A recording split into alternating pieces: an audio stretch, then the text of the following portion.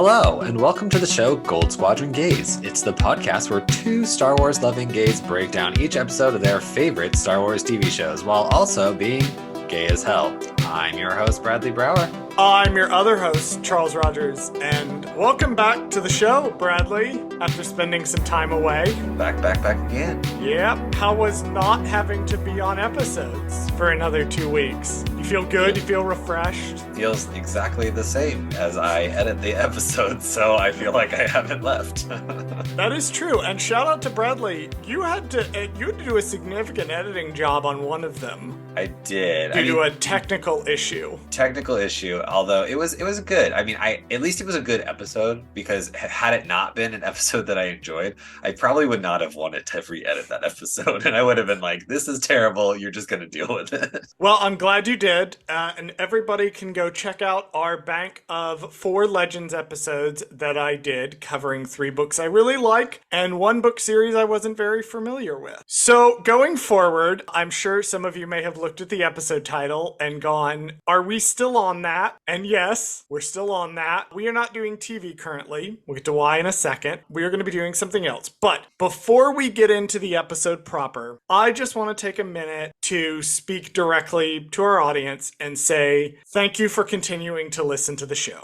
I know that we pivoted very quickly. We pivoted right in the middle of doing a series, literally to the point where we have an episode on the back burner that's been sitting in queue ready to go for like 4 months that we haven't been able to really... I don't think it's been that long. I think it's been 2 or 3 months, maybe 4.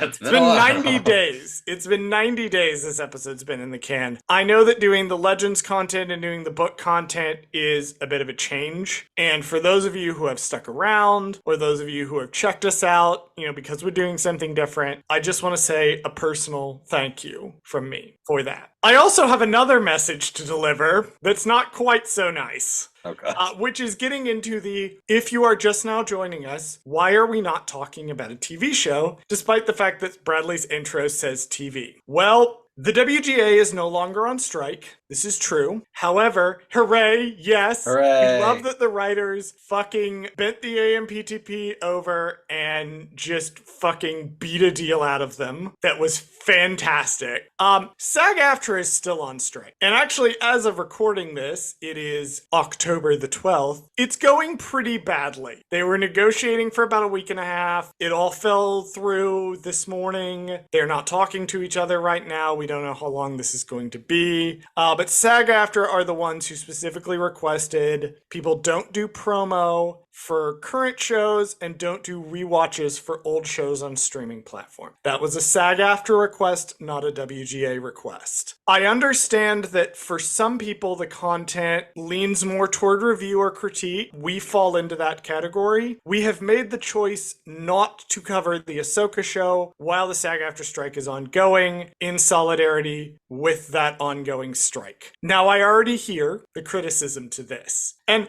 I want to highlight a specific piece of criticism. And I didn't tell Bradley this was coming. Also, he's not on Twitter, so he didn't see this. But Bradley, I want to read to you a Twitter comment from the opposing side of this. So, our friends over at RuPaul's Pod Race are on hiatus. Right. And they're on hiatus for the duration of the strike. They may or may not come back to do High Republic stuff. I don't know. I don't want to make promises on their behalf. Right now, they're on hiatus.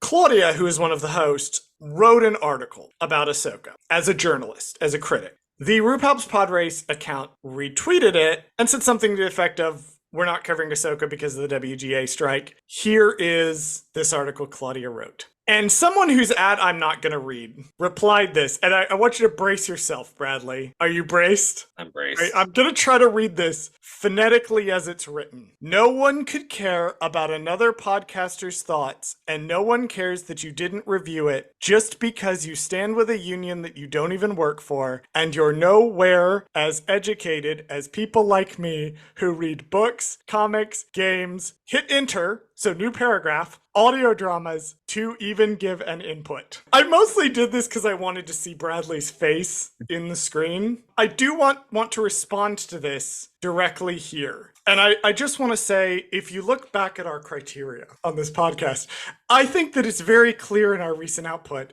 that I am someone who reads books and comics, and I even play games and listen to audio dramas. You do all those things. These are all things that I do, and I think I have demonstrated this. So I feel like, according to the logic of this comment, I have the authority here to say, hey, bootlicking asshole, we're not doing it because we're in the Union. We're doing it because we looked at a group of fucking millionaires and a group of people who 90% of them don't have fucking health insurance and went, what do we do to support the people that don't have fucking health insurance? Because it's the right goddamn thing to do, you pretentious, illiterate fuck. You don't have to be in the Union or want to be in the Union to support the Union. My God. Right. Jesus Christ, dude. Like, how's that fucking boot leather taste? Like, and I know some people are covering things as, like, in capacity as critics and reviewers, and I don't want to say everybody should do exactly what we're doing, but this is a common refrain that I hear from people when I mention that we're not doing stuff for SAG, so I just wanted to respond to it so you could hear my tone of voice, because I'm a little annoyed right now. And speaking of someone who is constantly channeling their anger into, I am great at this, Bradley. I mean, you are so literate, and I'm so literate. You read comics, and you it's all that reading the books and reading the comics and reading the games and reading the audiobooks dramas. That's exactly what it is. I might have glossed over that. They fucking wrote audiobooks dramas. Yeah, I like how they singled out audio dramas. Like, they're like, whoa, I'm a real fan. They hit enter and then wrote audiobooks dramas. You know, they forgot to put that they also collect the trading cards. They also they collect Topps trading cards. Yep, they forgot that part. Jesus Christ. And you know what the funniest bit of this is to me? Other than the fact that it's just deep-throating that boot to the point that your dentist is definitely gonna know about it. It's the fact that they commented this on RuPalps, who, like, even before the strikes, were some of the people doing the most book content. Yeah. Out of anybody. It seems so odd. This is why you should not go on Twitter. Yeah, it's too much of a rabbit hole, because it's like, why would you go out of your way to find this podcast and then, like, look, you know what I mean? Like, they clearly listen to the podcast, because how else would they, like, just randomly, like, post on it? Well, they clearly don't. Here's the thing. They clearly don't. Because if they had listened to any of the podcasts, like, I'm pretty sure the last few episodes, either the last few episodes of book content or there was book content really recently. Okay.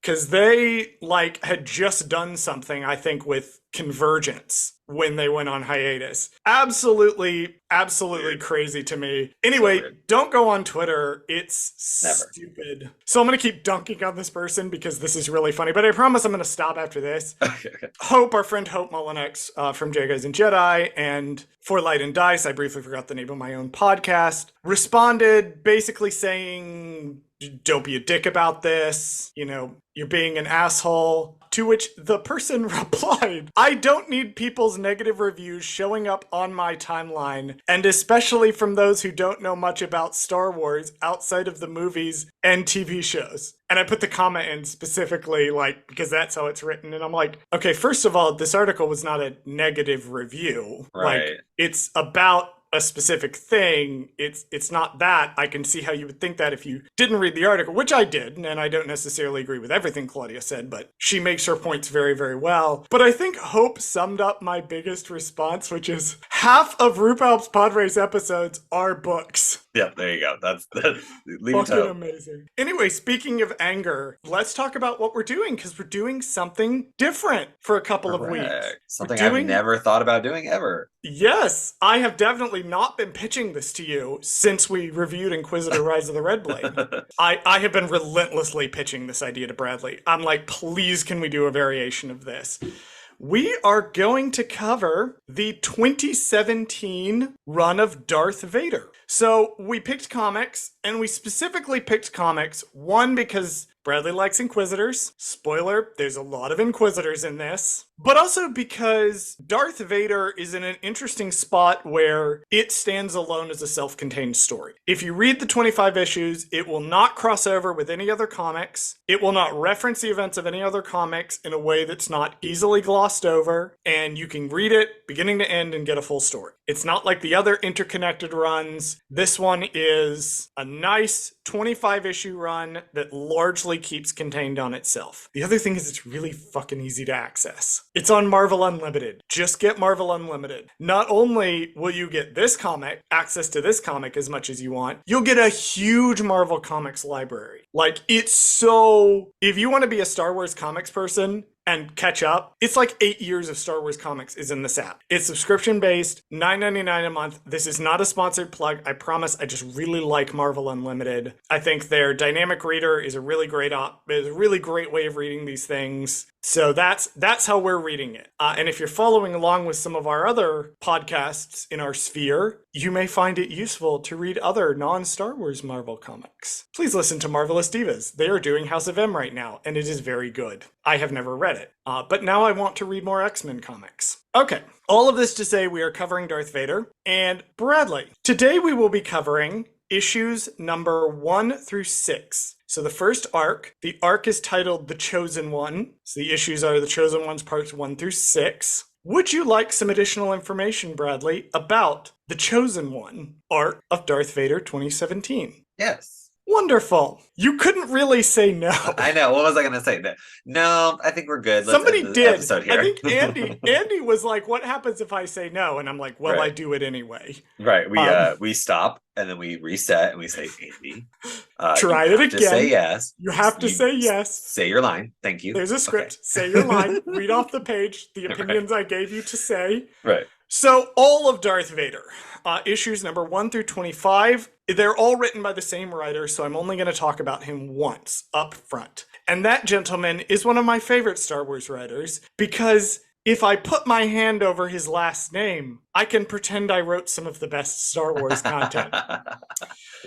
This is a gentleman who shares my name. His name is Charles Soule. Charles Soule has been writing for about 10 years. He was apparently a lawyer before he got into writing comics. I don't know how he made this transition, but he did. He has written for DC Comics. He has written for Marvel Comics, apparently. But we are most concerned about Star Wars, for which he has written just a fuckload of comics. Like, when we did the Dooku Jedi Lost episode, I said basically all of Star Wars is written by Charles Soule and Cavan Scott. Yeah, he's written as many, if not more, comics than Cavan Scott has. I haven't checked. He wrote Lando. He wrote the Poe Dameron arc that Oscar Isaac has actually apparently read. Star Wars, The Rise of Kylo Ren. He is currently writing the mainline Star Wars run, and he is a High Republic author. He wrote the very first sort of pilot novel to the High Republic, Light of the Jedi, multiple short stories in it. He's going to be writing the final novel in Phase 3. He's written some comics. So this dude has written just a lot of Star Wars. I do want to highlight his new book that either just came out or it's about to come out. It's a children's book called The High Republic, Jedi Brave in Every Way. And it was written with him and his daughter. Wrote it together. Sweet. So Charles Soule rules. That is who wrote this comic. I am not going to go through the resumes of all of the various people that also worked on it, but just to give the credit where the credit is due, these are the other people who worked on the first 6 issues. I'm going to try to get better at saying this name as we progress through, because he is the penciler for all of Darth Vader, is a gentleman named Giuseppe Camuncoli, I think is how you say this last name. First 6 issues were inked by Cam Smith. The letterer was Joe Caramagna, and the colorist was David Curiel. Interesting. So that is the people who worked on this comic.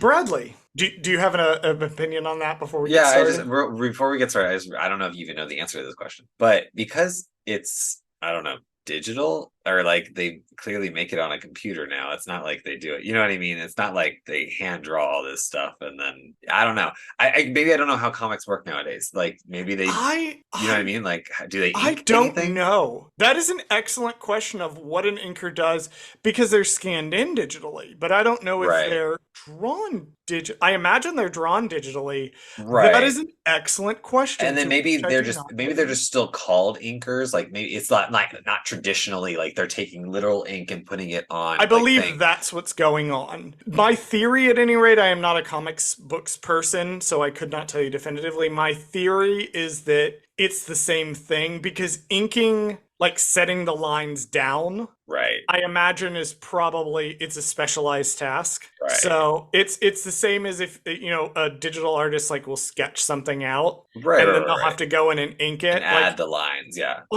our Gold Squadron little things that you can Yeah. see on this like anywhere on our branding. So you Yeah. can see that our artist Jordan sketched those first. And Right. then when she had a sketch, she inked in the specific lines and then she did the coloring. So she's all So three. she's all three. She does all three when she does her occasional little Right. comic Exactly. strip. Yeah, but those are the people who are credited on this are responsible for the main body of the comic. So this week on Darth Vader goes looking for a kyber crystal that he can turn into his classic iconic lightsaber. Bradley, what was one thing you liked about this arc and one thing you did not? That was completely off the cuff, by the way. I Oh, just okay. I bullshitted like it. that whole thing. Okay, I like it. Did not write a thing to begin with. What was one I thing you liked about this arc and one thing you did not? I actually really like this is a random thing. I think it's in the second episode or the second issue. I'm gonna get those verbiage confused as we talk about this. The second issue, when he goes to the outpost, the Jedi outpost, and there's all these clones on the Jedi outpost inventorying all the Jedi stuff. When the clones were talking in the beginning, in my brain as I was reading it, I was doing it in D. Bradley Baker's voice. So it made it really funny. I don't know why. I was just like enjoying like, oh, this is clone chatter. Like they're just having this little conversation and then Darth Vader shows up and fucks them all up. Like I just thought it was really funny. Like just it just played out in my head hilariously.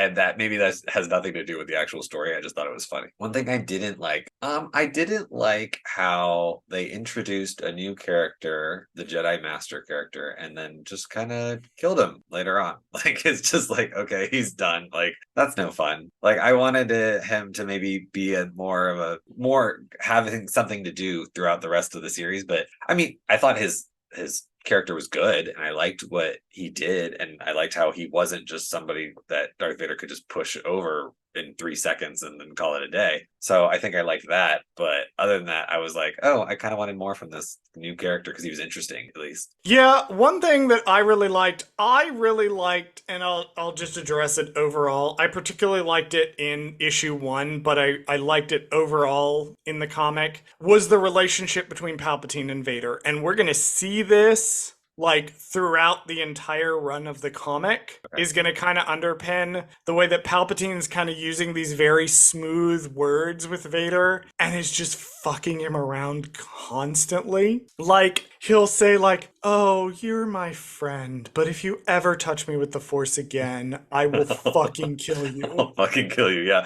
Yeah. It's an interesting dynamic because we know that Palpatine is the master and Vader is the apprentice. This comic really takes the time when it has a scene with Palpatine to lean into what that master and apprentice relationship means. And it reminds me a lot in the best ways of the Lords of the Sith novel. That this is a really good companion piece to that. And I think Charles Soule writes Palpatine really, really well. Palpatine, turns up in other stuff that he's written, obviously, and he writes Palpatine so well. And I liked that a lot. I really enjoyed that. One thing I didn't like, the first arc, which mainly centers around Vader trying to get this kyber crystal, I thought as far as Vader's characterization goes, the first 2 issues were really strong. The first issue stronger than the second one, and then the way it ended, issue 5 with the sort of climax, was a really good Vader moment. I thought 3 and 4 were a little weak. Like, I have one note for the entirety of issues 3 and 4, and it is nothing to do with Vader. It has nothing to do with him. He's just kind of there. He powers through. He destroys the town and kills a bunch of people for the evils, and takes the lightsaber and kills the guy, and that's basically like, he doesn't really face any choices.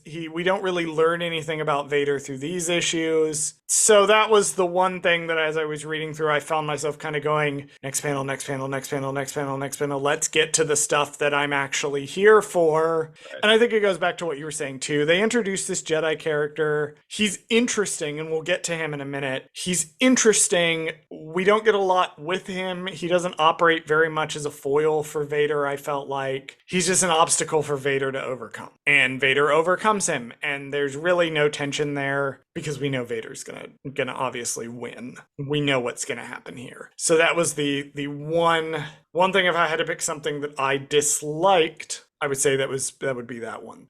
Once again, I'm only working off. So Bradley's given me like his notes that he took to remind himself what happened in each issue. I figured we'd just do this like an episode since I have so few notes. And just work off your notes here that you wrote. So, in issue 1 of Darth Vader, we pick up right where we left off in Revenge of the Sith, with Darth Vader and Palpatine moments after Vader's creation. Palpatine takes Vader to observe the melting down of the Jedi lightsabers in a large public ceremony. He informs Vader that Vader needs his own Sith lightsaber. In order to get that, he will need a red crystal, and he will need to bleed the crystal. He will need to basically hurt it, infuse it with pain to turn it red. Vader is dropped off randomly in the desert and acquires a ship. And that is issue 1. My only note that I didn't already address, the Palpatine and Vader stuff, which issue 1 really gets into Palpatine and Vader. Did you notice Yoda's lightsaber? No, I did not. Mas Amedda holds up specifically Yoda's lightsaber.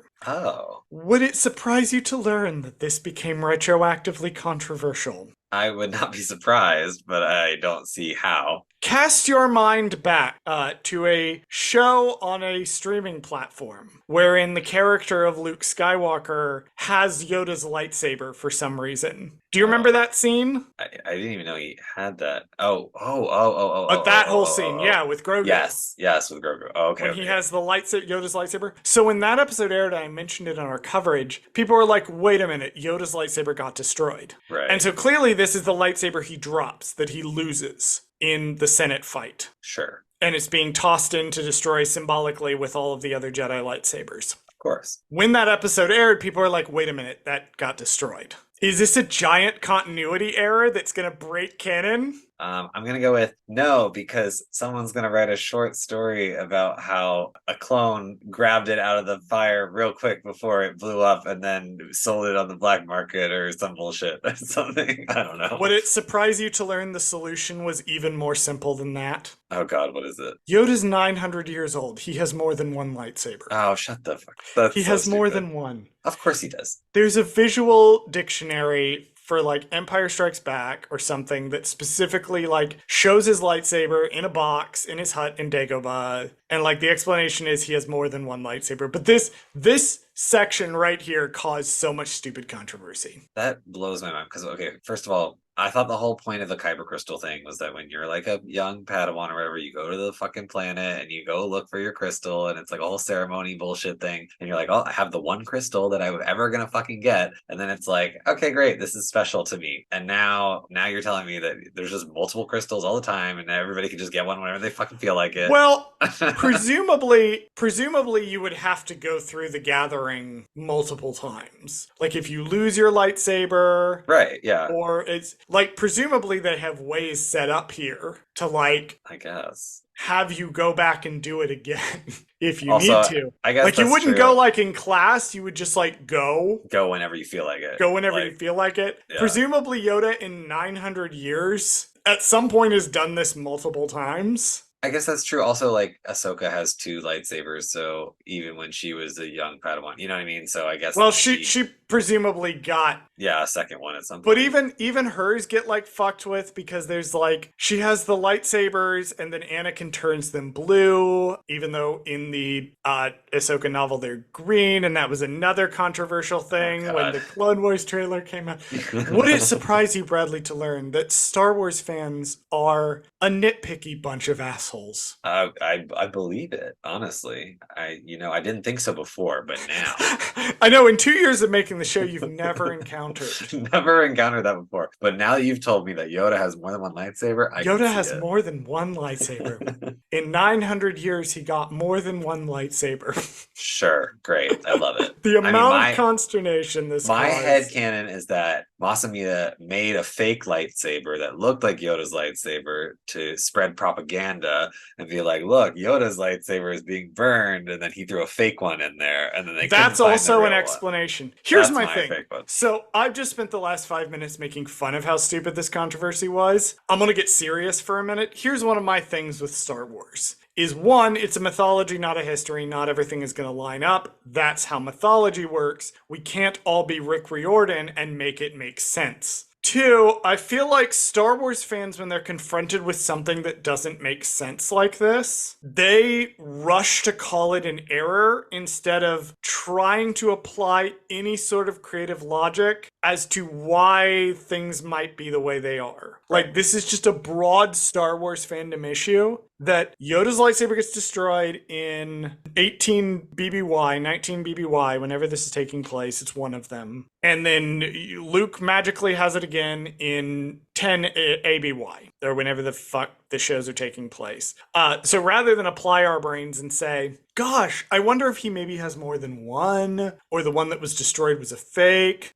Nope. Canon error, canon's broken, Disney, Star Wars, bad and woke, fire Kathleen Kennedy. Like, instantly. Instantly. And I'm like, shut the fuck up. Like, it's not that serious. It's not that serious. Apply the most basic bit of creative thinking, Right. and I'm sure you can come up with a reason why. Yeah, I do You that people- literally all the time. I literally come up with fake reasons for Star Wars all the time that I They're just want to called- agree with. Like, They're called headcanons. Use them. They're fun. yeah. My God, you people bend over fucking backwards to tell me how Starkiller can work in the new canon. Right. He can't. Is my hot take, but it just doesn't work for me. But y'all can bend over backwards to pitch that. But you can't work out why a 900-year-old Jedi might have more than one lightsaber, or something might not be going on that's different than what we necessarily are presented at face value. Whatever. Shut up. That's my extended rant on the Yoda's lightsaber of it all. Do you have any notes on episode 1 that or I just said episode 1. Issue 1 that you particularly want to talk about? No, I think that's pretty much everything. I just thought I thought the Kyber crystal kind of ceremony or whatever was very interesting. And then when it kind of exploded into this giant theoretical lightsaber beacon almost almost like a memorial. Like, it was really funny how what they were doing was trying to be like, oh, we're burning the books or we're burning the lightsabers, in a sense. And then it's like, no, you just created this like beacon of light for the Jedi. Like, I don't know. I just thought that was very interesting how that they all culminated into one big giant Kyber laser. I fucking love this scene. Like, for so many reasons, I fucking love this scene. Because it is like a book burning. Like, that's what's going on here. It's deliberately meant to invoke that. It's meant to invoke this fascist state, and the fact that everyone is cheering for it. The fact that this crowd has gathered, and Masamune is giving this speech about how we will no longer be beholden to the tyranny of the Jedi. Meanwhile, Palpatine's over here going, they think they know power, but we know real power. And like, it also like ties into the broader theme of it. Because, like, it's not just in there for shock value. Right. There's a point that's being made because Vader turns to Palpatine and says, I could have gone and just bled any of those. Like, I could have grabbed a random fucking Kyber crystal off of that and bled it. You want me to go kill a Jedi. And it turns into this moment, this teachable moment, this dark reflection of a teachable moment between the characters, which I love. I love so much. Issue number 2. Vader steals a ship at the end of the last issue. He jets off to a floating Jedi temple in space where there are some clone troopers. Vader decides to murder them for no other reason than because he feels like it. Fights his way through and finds Jedi that have taken something called the Barash Vow. And one of these Jedi that he manages to locate, he decides to go and get lightsaber from a gentleman named Kriak Infila. Do you have any specific notes you want to get into for issue 2? I love the little robot / navigator droid in his ship who looks almost like an Imperial probe droid, like headpiece kind of thing, but it's like attached to the ship and it's just like kind of sassing him the whole time. He's kind of like, so I have the clearance codes, like just let me transmit them and then this will all be fine. And then Darth Vader's just like, nah, dude, let me just do some murder. Like I'm just feeling it right now. And he's like, no, I have the codes. Like I can give you the code. Please just let me transmit them. I'm like, why would you not just do it? Like he's like waiting for permission. Hold on. You know what it's giving? You know what this droid is giving me? It looks like you're trying to break into a Jedi Temple outpost that clone troopers are at. Would you like some help with that? It's giving the fucking Microsoft Office paperclip. He really is. I mean, he was so funny. We looked at our demographics, and a lot of our listeners are under the age of 22. So for our listeners who maybe weren't around for other earlier iterations of Microsoft Office before we all used Google Docs instead, Microsoft Office used to have this little clip like mascot, which looks like a paperclip with googly eyes. And every time you would do something, it would occasionally pop up with, I see you're trying to write a letter. Would you like help formatting that? I see you are trying to make a table. Would you like help with that? That's what this is giving me. I feel that. All of our listeners over the age of 25 just laughed a lot at that joke. There was some interesting stuff in here. I noted a few sort of minor, the 2017 of it all. Particularly, there's a line in there where one of the clones mentions they shut down the cloning facilities on Camino, which we know is right timeline-ish, kind of weird. Like, because this is happening at the same time as the first episode of Bad Batch. Like, it's implied to be happening, like, right, either the first episode of Bad Batch or the second, but they haven't really shut them down yet. Right. So this is like the 2017 of it all. The Bad Batch hadn't come out yet. So I did note that. There's a little bit of that you have to do with these comics, but it's not nearly as bad as the Ahsoka novel. But I just noted that. This is also the first mention of something called the Barash Vow. Were you able to kind of pick up what the Barash Vow is? So from my understanding, it's like if you leave the Jedi Order, but like you're still in good standing, but you want to do this thing where you're like, I want to, I don't know, like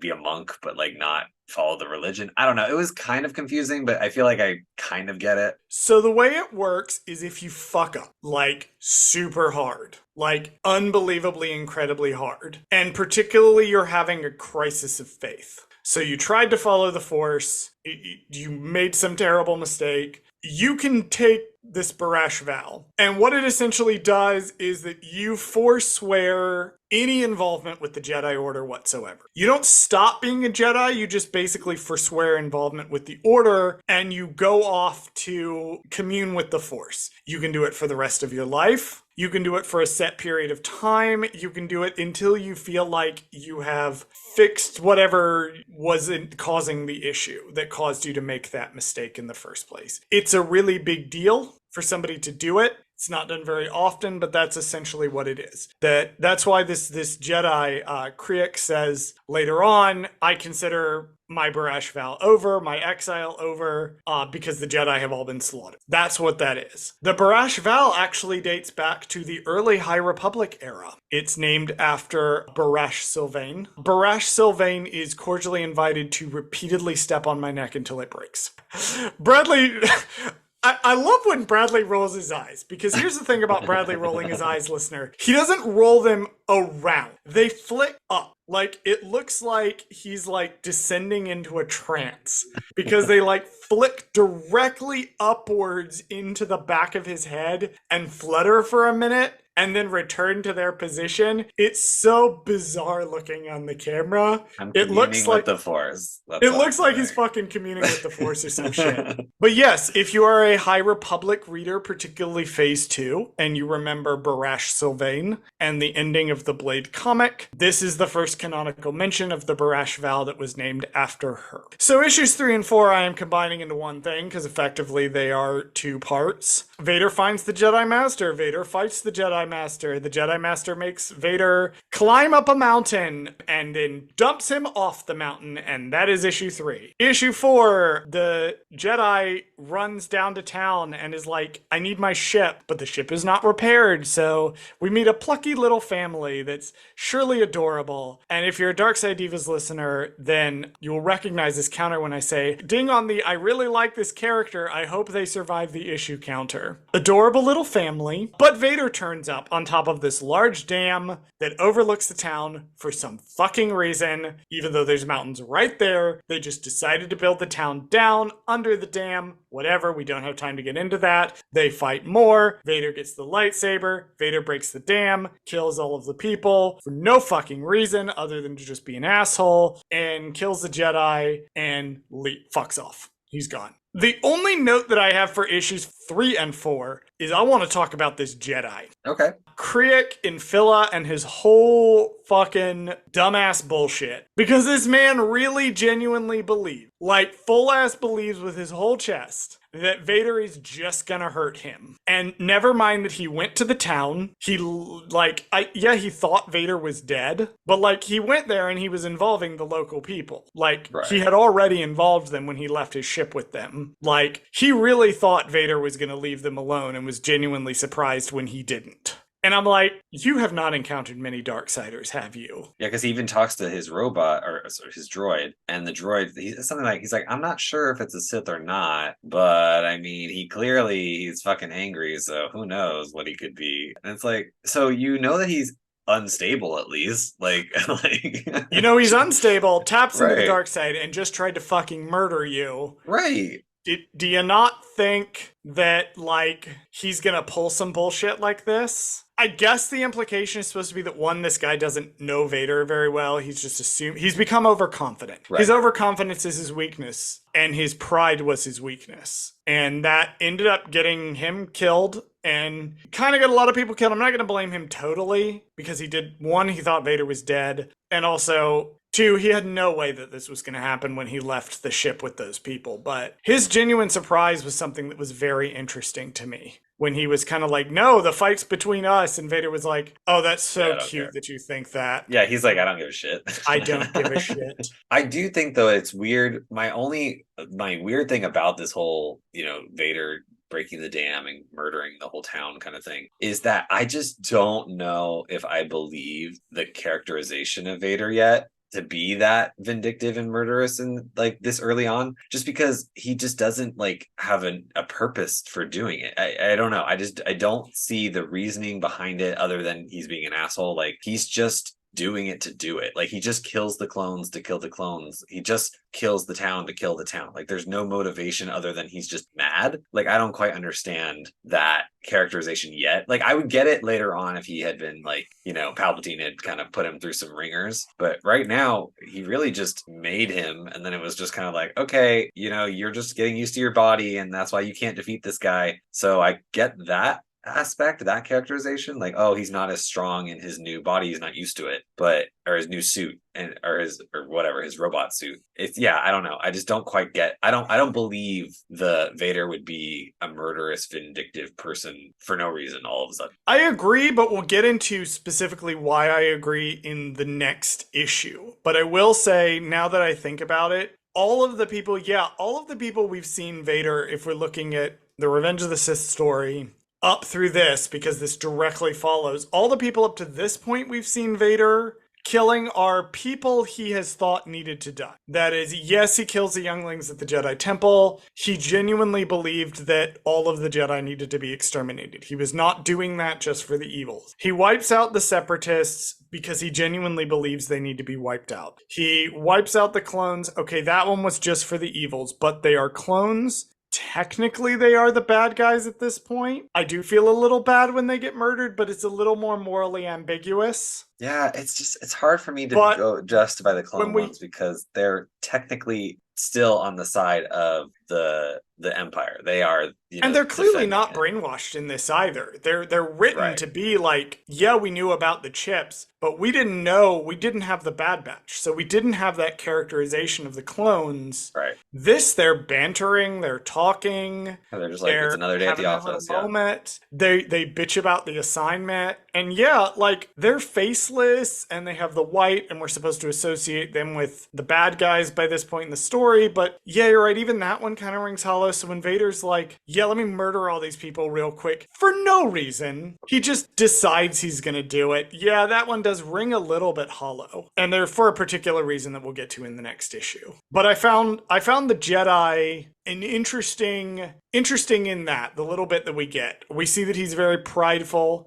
We know that he's made some mistake that led him to take the Barash vow, but even taking the vow, we see that he's very confident in his abilities. He's putting together the 4 Padawan traps at the same time as he's fighting, which is kind of Worf affecting it a little bit. We're supposed to see that he's very formidable, so Vader's going to kick his ass later. But I at least found him interesting for the two issues. I'm going to have to get used to saying issues. I'm used to saying It's hard episodes. to say. Yeah, it's hard to say. Yeah. Fucking Christ. Issue number 5. Palpatine is like, go to Mustafar because tee-hee, I'm evil, fuck you. Also, it's a nexus of dark side energy. Haha, I wonder why I picked it for the Separatist base. And also to keep the Force-sensitive children. Tee-hee, I am evil. And then Vader goes, and he's bleeding the crystal, and he has this vision of him going back with the green lightsaber and killing Palpatine, and then going to find Obi-Wan and seeking his forgiveness. But then Vader actively rejects this in favor of wallowing in his own self-pity and wallowing in his own misery and self-inflicted pain, and it is all his fault. I cannot possibly stress this enough, that he is actively choosing when he has the chance to not do this. He actively chooses to do this, thinking about how much he's lost and how miserable and sad he is, and listening to Linkin Park, sitting in his room alone, dressed in black, dyeing his hair, and it eventually corrupts the crystal to be red and has a red lightsaber now. And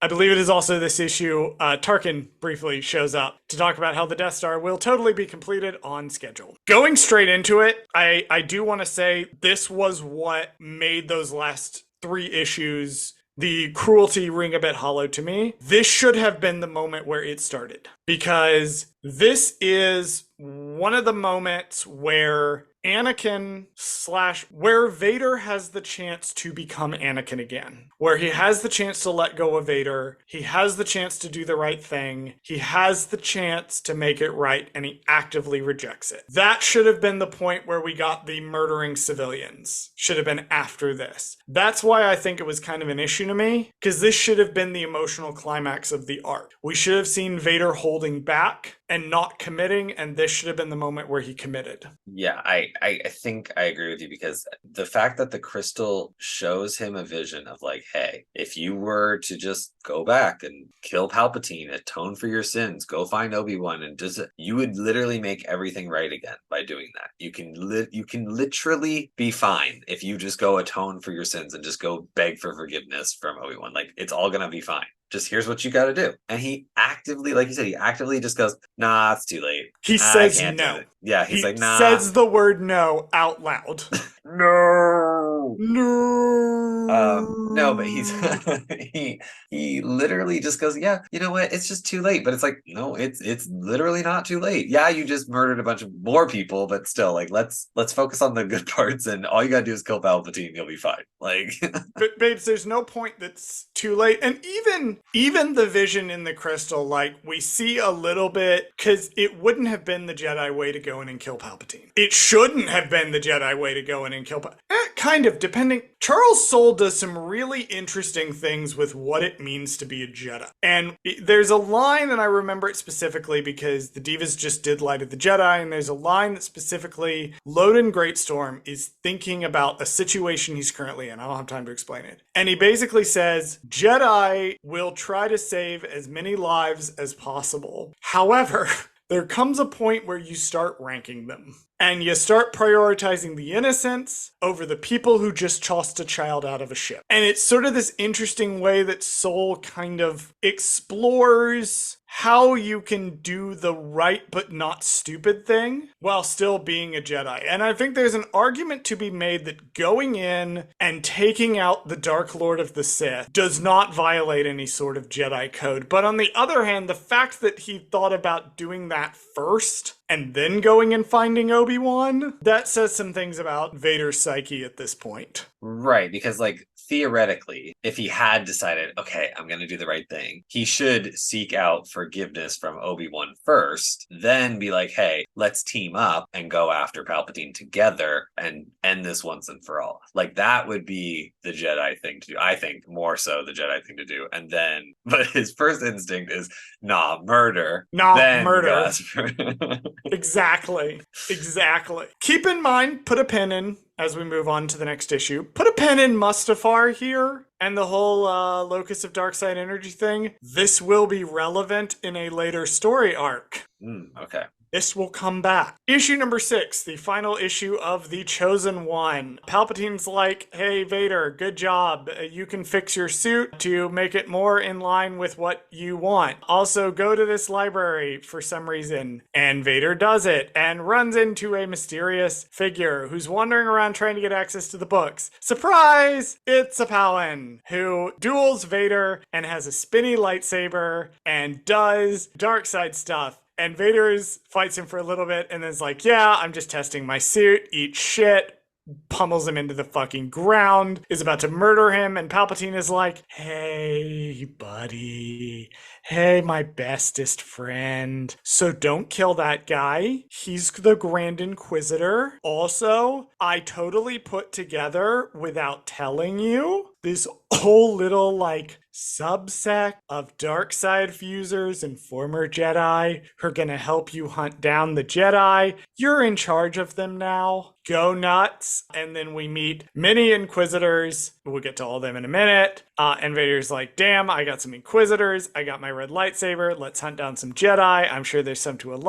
some that are alive to hunt. Smash cut to a Jedi in a cave doing stuff. It's Jocasta Nu, the librarian. She's still fucking alive. End of issue, end of arc. Tease for the next one. Yay. I really like that Vader has autonomy over his suit in canon. He didn't in Legends. At least so far as I remember, that the suit was deliberately designed to be uncomfortable. Oh, interesting. In order to fuck with him, to make him more angry all the time. So I like that Palpatine brings up a point. I mean, you were an engineer. You should get to fuck around with this suit and be an optimal killing machine. Whatever works for you. Whatever works for you. So, Bradley, what did you think of our introduction to the Grand Inquisitor and his motivations of just wanting to read restricted books that bitch Jocasta Nu wouldn't let him access? So I love that out there, I'm sure, there is a story brewing about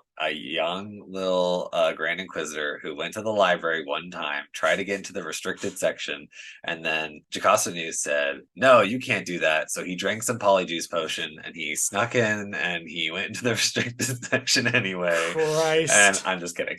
No, but there's fuck J.K. Rowling, crossover. By the way. It is the official stance that fuck J.K. Rowling and her turfy bullshit. No, but I love that the Grand Inquisitor is just a nerd who just wanted knowledge. That's really his only crime, is that he wanted to gain more knowledge that the Jedi were restricting him from learning, in which we did when we were reading about Rise of the Red Blade. You know, that's a very powerful, it's a normal theme that keeps being run through with these Inquisitors. No, but I love that he just wanted just to know more. He just wanted to know things, and then it's kind of like they were just telling him like, nah, that's too dangerous, or you can't read that, or that's not good enough, or blah, blah, blah. And he was just like, finally, someone's giving me permission to do this. And then all of a sudden, you got this asshole come in, try to kill you while you're trying to read books. And Palpatine just doesn't say anything. He's like, oh yeah, I forgot that you were coming. My bad. Whoops. Gosh, I just forgot to mention that. I just didn't, I just forgot to tell my attack dog that you were coming in. Whoops. No, I love this characterization for him. I think it's really interesting. I think it's interesting he didn't necessarily want like dark knowledge. He just wanted access and felt entitled to it. Like I'm sure there were reasons that Jocasta Nu looked at him and was like, no, no. But he felt entitled to this. He felt like he should have access to it. And so Inquisitor Rise of the Red Babe will later note he was one of 3 Inquisitors to not have to be tortured into it. Right. His desire, do you know what I just keep thinking over and over again whenever I hear he was trying to get into the restricted texts? Do you remember video stores? Yes. Okay, so for our audience who... I only know one because I'm not that old, but I only know the main one. So you used to have like video stores, and this would be like your Blockbuster. In my case, it was a chain called Family Video that we used to rent a whole bunch of TV shows and movies from. Usually the same 3 movies. You can probably guess which ones. But they used to have the main store. And then the tiny little bit in the back, they would have an 18 plus section. Oh. Yes. A lot of these stores. So not Blockbuster. At least the Family Video had an 18 plus section. Ironic. Sure. Go for it. Yeah. Hilarious. For an outlet called Family Video. Look, it's got to have something for like the college student in the family. Of course. Of course. It's Family Video. The adults are also there. Right. But I just keep thinking about the Grand Inquisitor wanting to get into the 18 plus room at the back of the Family Video. Right. That's so funny to me as a characterization. I love it. Not because he's like into it. He wants into the room. It's not about the content. He just wants that access. I just think that's really quite funny. We meet some Inquisitors. Now I'm doing this off the top of my head, so bear with me. But I think that the Inquisitors that we see, if I'm remembering correct, are the one from the Ahsoka novel, which is, I believe, the 6th brother, I want to say. We have the 5th brother, the 7th sister, we have the 8th brother, and then we also have the 9th sister. Yes, I think that's all of them. Masana Tide, I believe we have. I believe that's all the ones we see in this issue other than the Grand Inquisitor. So this is what that one Inquisitor that looks like he's wearing like a weird metal grate. Not the 8th brother, but the one that's like half a metal grate that's covering like part of his face. That's the one from the Ahsoka novel. Oh, okay. Yeah. Interesting. Turns up here. Okay, cool. So there's some Inquisitors, Bradley. I know. I love it. I love how they're just like, hey, Darth Vader, by the way, here's some evil Power Rangers that we have just on standby. They're just gonna help you murder people. I like how he walks in and the Inquisitors are like, who the fuck is that? Yeah, they're like, well, who's this guy? They're like, hi. So this is Vader. He's coming from New York to be your new manager. Right. He will be taking over the personnel. There's going to be a couple of shifts in how we do things in order to go along with his management style. Right. But you should probably do what he says or he will fucking murder you. I like that. And the little, not the tease for Jocasta Nu, but the actual tease for the next issue, they always put it at like the very end. Like they put the poster at the end and it's Vader in the middle of all the Inquisitors. And I was like, oh, this is gonna get very interesting very quickly. Did you figure out, Bradley, why I picked this comic series for us to go through together? I just don't know. I just don't have a single, or I don't have a 5th reason. I don't have a 4th reason. I don't have a 9th reason. I don't know. Oh my gosh. Yeah, it's important to note too, like when this was coming out, these issues were coming out in 2017, June through October 2017. So to put this in a little bit of perspective, here is some of the other things that released in 2017. Star Wars The Last Jedi, notably released in 2017. And we were on season 3 of Rebels.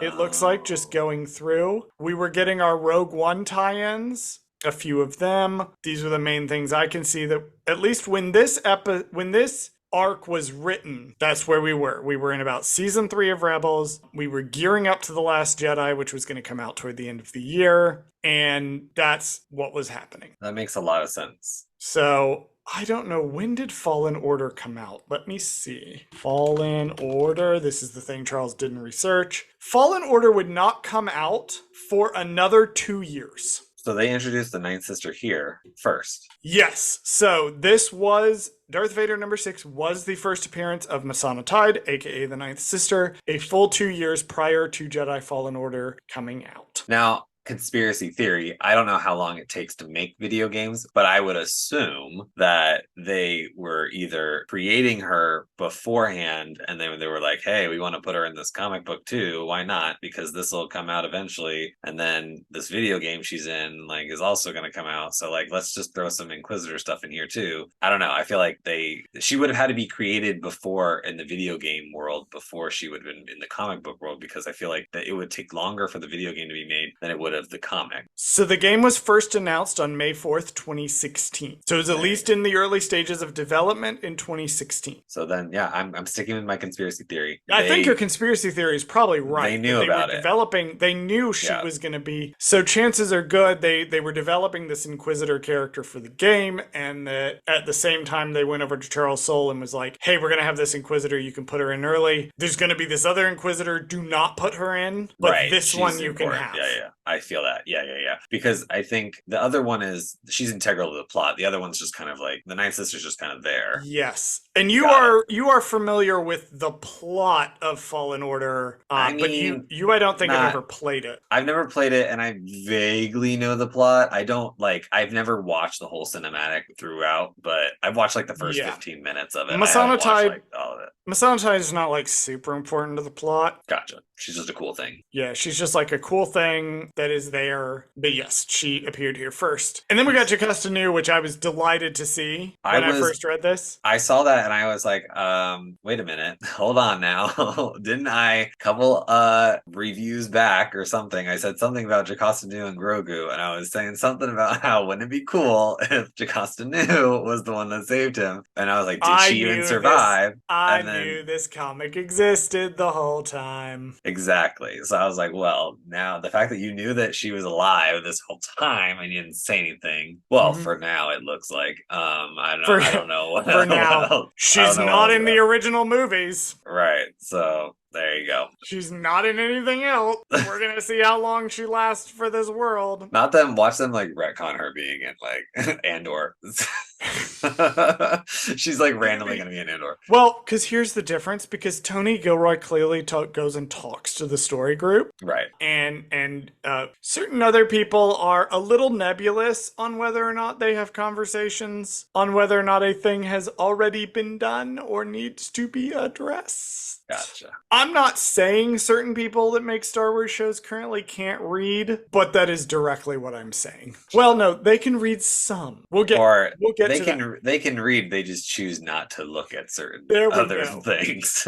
We'll get to that when SAG-AFTRA gets a fair deal and we get to talk about things that we will do. Well, Bradley, that was Arc 1 of Darth Vader. Do you have any final thoughts for us on The Chosen One? Well, I'm excited to see where this goes. I mean, I love that they've teased Inquisitors, they've teased Jocasta Nu, so who knows where that's going. I love that the Inquisitors have shown up because that means that shit's about to go down. That's what I love about Inquisitors. So knowing what I know from Red Blade and then reading this now, I think may or may not have helped me. I don't know. I feel like it's like a decent like a prequel almost. Like I know that this takes place before Red Blade, but it's just interesting that like I've read Red Blade and now I'm reading this, and so it'll give more context to Red Blade, I feel like, once I finish this. We'll get there. We'll get there in one of the later arcs. So my final thought is that I think The Chosen One was off to a good start. I think I appreciate what Soule is trying to do, and he really understands the devil's in the details. The conversations with Palpatine are perfect. The bit on Mustafar is an incredible bit of character development. I thought the Inquisitorius is very interesting. Soule is very good at these things.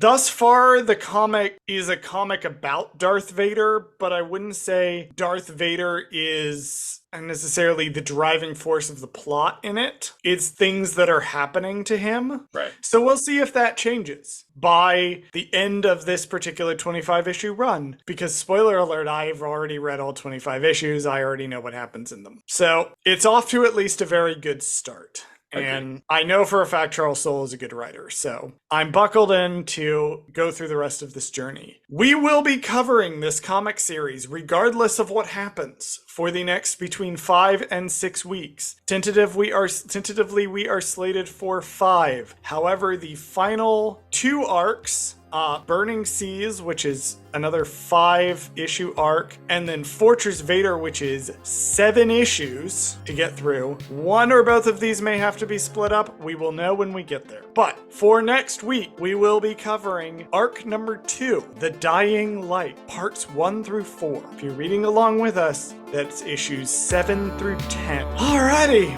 well, we made it through the first comics episode, Bradley. Sure did. Sure did. We will see people next week. Hopefully we will see a fair SAG-AFTRA deal next week, but I don't think that's gonna happen because God hates me. Roll the credits. Thank you for listening to Gold Squadron Gaze. Did Charles fuck something up? Send us a message at goldsquadrongaze@gmail.com. Follow us on Twitter at Gold Squad Gaze. Follow us on Instagram and TikTok at Gold Squadron Gaze. Subscribe to us on YouTube at Gold Squadron Gaze, where we post the podcast as well as exclusive content. Please join us next week and every week for more of Gold Squadron Gaze.